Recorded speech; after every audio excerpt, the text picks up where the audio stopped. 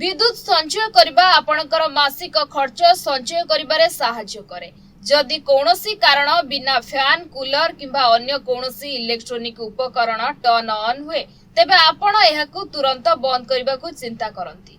कम विद्युत बिल आसीबा पई आमे अनेक समय एसी कूलर और फैन बंद रखि थाउ।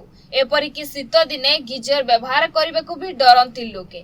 तेबे अनेक पद्धति अछि जाहाकू अनेक लोक विद्युत उपयोग को ह्रास करबा पई ग्रहण करबाकू चेष्टा करंती। किंतु आपण जानंती कि आपणकर विद्युत बिल वृद्धि रे आउ एक त्रुटि अछि जहा विषय रे आपण जानि नथिबे।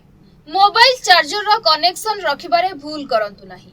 वास्तव रे चार्जर को इलेक्ट्रिकल बोर्ड रे लगाई छाड़िबार अभ्यास अधिक विद्युत व्यवहार पई दायी होई पारे। आज्ञा हां, जदि आपण चार्जर स्विच ऑन रखंती एवं भावंती जे जदि फोन चार्ज न हुए तेबे विद्युत बिल आसीबो नाही, तेबे यह आपणक तरफरु एक बड़ भूल बुझामणा। इलेक्ट्रिकल बोर्ड रे चार्ज लगाई रखिबा मध्य विद्युत खर्च बढ़ाए एवं यह मध्य यूनिट अधिक करिथाय। भारी चार्ज जोगु विद्युत बिल वृद्धि पाए। आजिर समय रे स्मार्टफोन जेतिकी गुरुत्वपूर्ण होईछि एहार चार्जर मध्य समान गुरुत्वपूर्ण होई परिछि। स्पीडी चार्जिंग चार्जर समस्तक प्रथम चाहिदा पालटिछि। अवश्य फास्ट चार्जिंग सपोर्ट चार्जर जहा फोन को किछि मिनिट रे चार्ज करे ताहा मध्य सर्वाधिक विद्युत खर्च करे।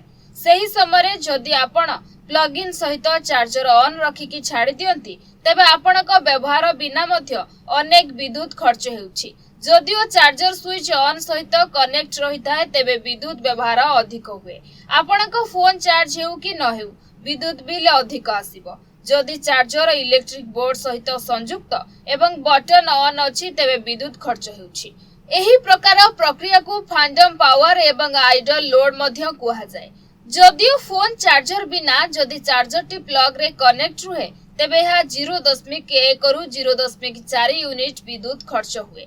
यह केवल चार्जिंग क्षेत्र में नुहे, जदि अन्य कौनसी इलेक्ट्रोनिक उपकरण स्विच ऑन सहित कनेक्ट रुहे किंतु व्यवहार हुए नहीं तथापि यह विद्युत खर्च बढ़ाई थाए। सब बेले ध्यान रखंतु जे मोबाइल चार्ज करबा परे प्लग रु चार्ज काढी रखिबे, नहेले स्विच ऑफ करि देबे। एहा द्वारा आपणकर कम विद्युत बिल आसीबो।